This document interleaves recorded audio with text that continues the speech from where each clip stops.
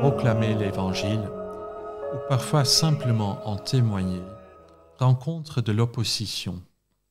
Dans les lettres de l'apôtre Paul, nous trouvons fréquemment de tels conflits. Et ici, dans ce passage des Actes des Apôtres, nous en voyons un exemple. Mais prenons un moment pour analyser ce qui se passe réellement.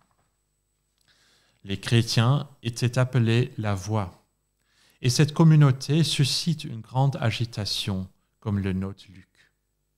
Pourquoi cette perturbation ?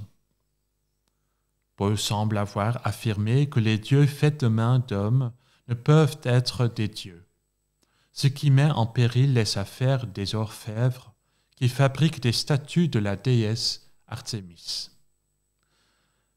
Un intérêt économique, un intérêt personnel se trouve ici plus important que la recherche de la vérité. Il crée ainsi un tumulte et une foule se rassemble derrière lui. Paul s'appuie sur un argument rationnel. Il ne se limite pas à l'argument de la révélation, ni à un raisonnement subjectif ou sentimental. Si une statue a été faite par des mains humaines, peut-elle être un Dieu ? La conclusion logique est non. Et même si ce n'était pas un intérêt économique, mais une motivation religieuse sincère, pourquoi les orfèvres et leurs alliés étaient-ils si en colère ? Cette situation soulève une question plus large. Chaque fois que nous formons des images de qui est Dieu, devons-nous nous demander, Dieu s'est-il vraiment révélé ainsi, ou avons-nous nous-mêmes créé une image de lui ? Dans ce cas également, la vérité doit primer.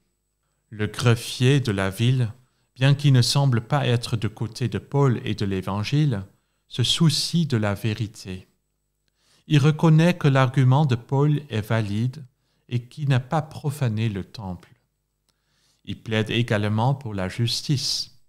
En effet, il existe un système judiciaire, et c'est là qu'une plainte doit être réglée. Si quelqu'un prend la justice en main, il risque d'être accusé de sédition. Mais l'ultime verset est le verset le plus important et le plus fascinant. Le greffier dissout l'assemblée populaire. Le mot grec utilisé ici est ecclésia, un terme qui, dans un autre contexte, désigne l'Église. Ainsi, le greffier dissout cette ecclésia, guidé par l'intérêt économique et politique, et ouvre la voie à l'ecclésia de l'Évangile, où la vérité prime avant tout.